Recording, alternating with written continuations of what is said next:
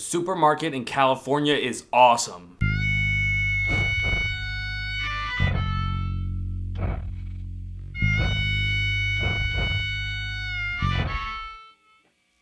I thought we'd try something different today, which is a little game I'd like to call Guess What's Been Happening in Cuba's Life. My hair's greasy, and I'm scruffy and stuff. I'm wearing a free t-shirt from 7 years ago. It must be finals. That's right, I only have one exam left, and I really should be doing it right now. But I'm doing this instead. You know why? Because I just had my favorite experience in post-secondary education so far. It was in my literature class of all classes. The professor has chosen all semester to have us read and critique poems and short stories that are basically just old, dead, white guy works. I don't have a problem with all dead white guys, just a specific portion of dead white guys, which is the dead white guys that he had us reading. But for our final paper on poetry, we got to choose the poem that we wanted, and I chose A Supermarket in California by Allen Ginsberg. It has to be said that I'm a huge fan of Allen Ginsberg. I've already mentioned him in a video a few weeks ago. I have a recording of Allen Ginsberg reading A Supermarket in California, and he introduced the poem by saying this. Of course, I wrote this after I had written a lot of great poetry, so this is like coming down off of it.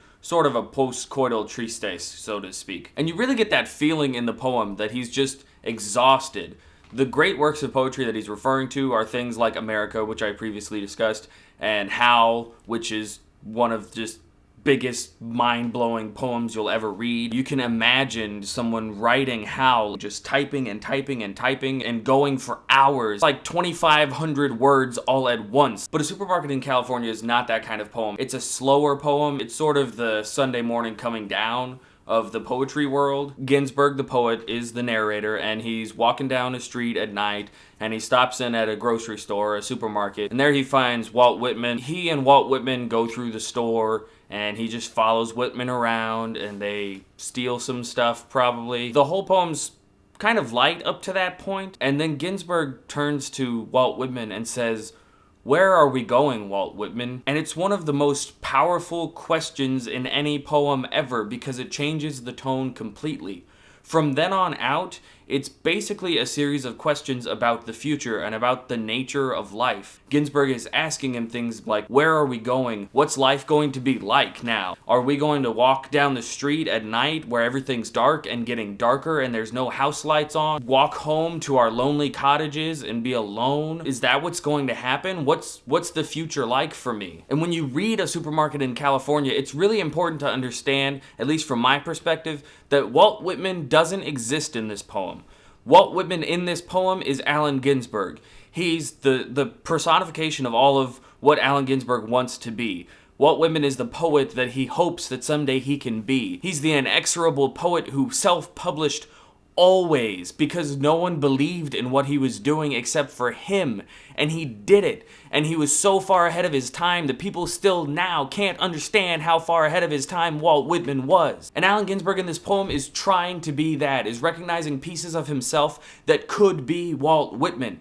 And this Walt Whitman that he creates is himself. He's talking to himself. He's following his best parts of his nature around a supermarket and doing what the best parts of his nature will him to do. And he's asking himself these questions. Where are we going? What are we going to do? What is the future like for us?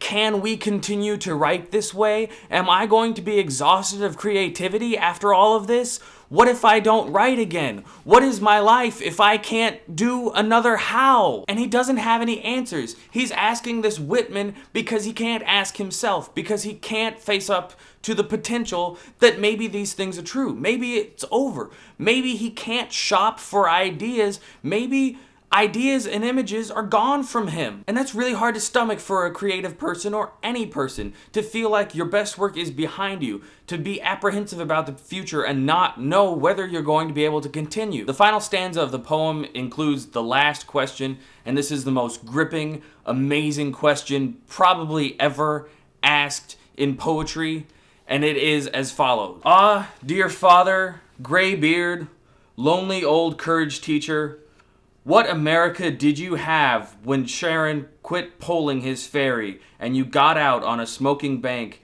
and stood watching the boat disappear on the black waters of Lethe. Charon is the ferryman in Greek mythology that takes souls into the underworld, and Lethe is one of the rivers. He's asking his ideal self, he's asking all of the creative and amazing parts of himself, what America exists now. And America isn't America. America is the world. America is the reality that he lives in. The America that he sees, what America he's asking is, what's the future? What is the world, and how do I fit into it from now until whenever I'm gone? And it's heartbreaking to read this poem, to read this poet coming down from these amazing experiences and not feeling fulfilled by them, feeling instead distraught that maybe that's it, and thinking maybe this is my hell, to be self-conscious and headached and in this America that I don't know, in this world where I might not fit. And frankly, it gives me goosebumps, and I'm very grateful for my literature class, even though I didn't like big parts of it,